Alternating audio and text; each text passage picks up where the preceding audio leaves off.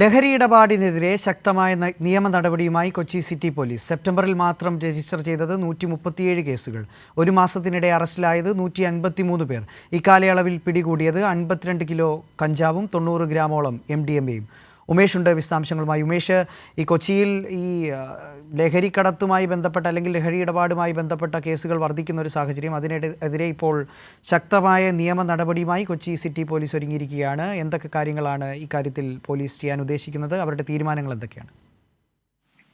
നന്ദു, ഈ Kochi city police കമ്മീഷണറും ഒപ്പം narcotic cell assistant commissioner, 4 sub ഇൻസ്പെക്ടർമാർ, ഇവർ ഉൾപ്പെടുന്ന ഡാൻസ് ഓഫ് ടീമും കൊച്ചി സിറ്റി പോലീസും ആണ് സംയുക്തമായി ഈ ലഹരിക്കെതിരെ ശക്തമായ പരിശോധനകൾ നടത്തിയത്. ലഹരി കണ്ടെത്താനായി ശക്തമായ പരിശോധനകൾ നടത്തിയത്. ഇതിന്റെ ഭാഗമായി കഴിഞ്ഞ സെപ്റ്റംബർ മാസത്തിൽ മാത്രം 137 കേസുകളാണ് കൊച്ചി സിറ്റി പോലീസിന്റെ പരിധിയിൽ രജിസ്റ്റർ ചെയ്തത്. ഇതുമായി ബന്ധപ്പെട്ട് 153 പേരെ അറസ്റ്റ് ചെയ്യാനും കഴിഞ്ഞിട്ടുണ്ട്.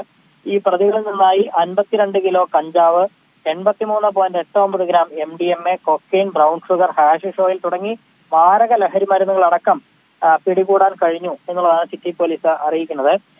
സിറ്റിയിൽ അനധികൃതമായി മയക്കുമരുന്ന് വിപണനം നടത്തുന്നവരെ നിരീക്ഷിക്കുകയും ഒപ്പം ലോഡ്ജുകൾ, പാർക്കുകൾ, ഹോട്ടലുകൾ, രാത്രികാലങ്ങളിൽ പ്രവർത്തിക്കുന്ന തട്ടുകടകൾ, റെയിൽവേ സ്റ്റേഷൻ, ബസ് സ്റ്റാൻഡ് എന്നിവിടങ്ങളിലൊക്കെ നടത്തിയ ശക്തമായ പരിശോധനയുടെ ഫലമായാണ് ഇത്തരത്തിൽ ലഹരി പിടികൂടാൻ കഴിഞ്ഞത് എന്നുള്ളതാണ് പോലീസ് അറിയിക്കുന്നത്. ഇത് ഈ രംഗത്ത് വളരെ ഭംഗിയായി പോലീസ് പ്രവർത്തിക്കുന്നു എന്നുള്ളത് തന്നെയാണ് ഈ സിറ്റി പോലീസ് കമ്മീഷണർ പുറത്തിറക്കിയ വാർത്താക്കുറിപ്പിൽ പറയുന്നത്. മാത്രമല്ല, ഇത്തരം പരിശോധനകൾ വരും ദിവസങ്ങളിലും ശക്തമായി തന്നെ തുടരും എന്നും അദ്ദേഹം മുന്നറിയിപ്പുന്നുണ്ട്.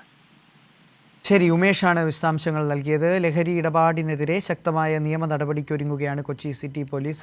സെപ്റ്റംബറിൽ മാത്രം രജിസ്റ്റർ ചെയ്തത് 137 കേസുകളാണ്. എല്ലാ തരത്തിലുമുള്ള ഈ പ്രതിരോധം പോലീസിൻ്റെ ഭാഗത്തുനിന്നുണ്ടാകും എന്ന് തന്നെയാണ് നിലവിൽ മനസ്സിലാക്കുന്നത്. ഉമേഷാണ് വിശദാംശങ്ങൾ നൽകിയത്.